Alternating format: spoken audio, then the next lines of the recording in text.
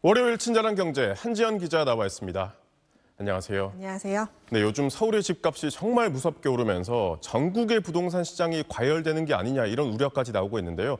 오늘 금융당국이 이 은행권을 불러서 간담회를 가진다고요? 네, 최근 강남 3구와 이른바 이 마용성 지역 집값 급등이 강북권과 그리고 경기 과천과 분당으로 지금 번지고 있고 또 가계 대출 폭이 증가를 하면서 긴급 대응에 나선 겁니다. 말 그대로 부동산 시장이 요동치고 있는 상황인데요. 이 서울 아파트 값은 벌써 19주 연속 상승 중이고 전주 대비 0.26% 올라서 지난해 8월 이후 최대 상승률을 나타냈습니다. 그제 신고 기준으로 지난달 서울 아파트 거래 신고 건은 7천 건을 넘어섰는데요. 이미 4월 전체보다 30%나 많은 수치입니다. 토지거래 허가제로 묶인 강남 아파트 거래가 한 달 만에 이 증가세로 돌아섰고 비강남권으로도 번지고 있어서인데 다음 달 이 추가 대출 규제인 3단계 스트레스 DSR 시행을 앞두고 막차 수요로 이달까지 거래량은 급증할 것으로 보입니다. 오늘 은행권과 이 비공개 간담회는 정부가 서울 아파트값을 잡기 위한 대책을 검토하고 있는 일환으로 열리는 건데요. 전 은행권 가계대출 담당 부행장들을 긴급 소집해 대출 조이기를 주문할 예정입니다. 또 투기 수요나 편법으로 부동산 시장을 교란하거나 실수요자를 위한 대출이 막혀서는 안 된다는 걸 강조할 걸로 보입니다. 상 기자, 근데 이렇게 집값이 계속 오를 거란 기대 심리가 나오는 게 여러 요인이 있겠지만 이 시장 유동성 확대와도 연관이 있지 않습니까? 네, 맞습니다. 이 지금 같은 기준금리 인하기에 당장 20조 원 규모 추경이 전망되는 상황에서 돈이 도는, 그러니까 유동성이 확대될 거라는 기대가 부동산 시장을 자극하고 있는 겁니다.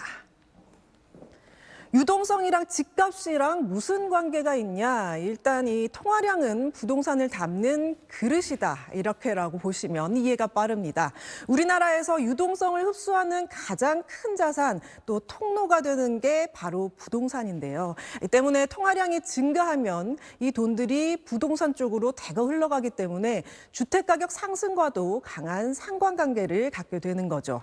그래서 이제 시중에 돈이 흘러 넘쳐서 이 집값이 오를 것 같으니까 또 나만 뒤처지는 거 아닌가 하는 생각이 드는 패닉바잉으로 영끌을 하려는 대출 수요가 몰리고 있는 건데요. 은행들이 원래 세워놨던 이 월별, 분기별 목표치를 넘겨서 가계대출을 취급하거나 이때가 기회다, 물 들어올 때 노져야지라는 태세로 공격적인 주택담보대출 영업을 하는 은행들이 있는지 잘 살펴볼 예정입니다. 이미 일부 은행들에선 이런 움직임이 보이고 있죠. 최근 주택담보대출 만기를 30년에서 40년으로 늘려 대출 한도를 늘려주고 갭 투기에 악용될까 봐 서울 지역에 한해 막아뒀던 이 조건부 전세 대출도 다시 취급하기 시작한 데가 눈에 띕니다. 이와 관련해서 이 금감원은 최근 가계 대출이 급증한 은행들을 대상으로 이번 달 현장 점검을 실시할 예정이고 또 별도의 세부 관리 계획도 제출받을 계획입니다.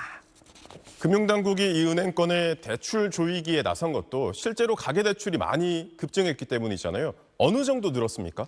네, 현재 이 5대 은행의 가계대출 잔액이 750조를 넘어섰는데요. 아직 이번 달 절반밖에도 안 지났잖아요. 네. 그런데 지난달 말보다 2조 가까이나 증가했습니다. 이게 어느 정도인지 하루 평균 증가액으로 계산을 해서 비교를 해볼게요. 이 가계대출 증가 폭은 5월에는 5조 원에 육박하면서 지난해 9월 이후에 8개월 만에 월간 최대 증가폭을 기록한 거거든요. 근데 하루 평균으로 비교해보면 이번 달 하루 평균 가계대출 증가액이 1,665억 원으로 지난달 하루 평균보다 더 많았습니다. 3단계 DSR이 다음 달에 시행되면 이 거래가 주춤해질 거라는 예측도 나오고 있지만 이에 앞서 부동산 불장을 진정시킬 대책이 빠르게 나와야 한다는 지적이 나오고 있습니다. 네, 오늘 간담회에서 특단의 조치가 나오길 기대해 보겠습니다. 잘 들었습니다.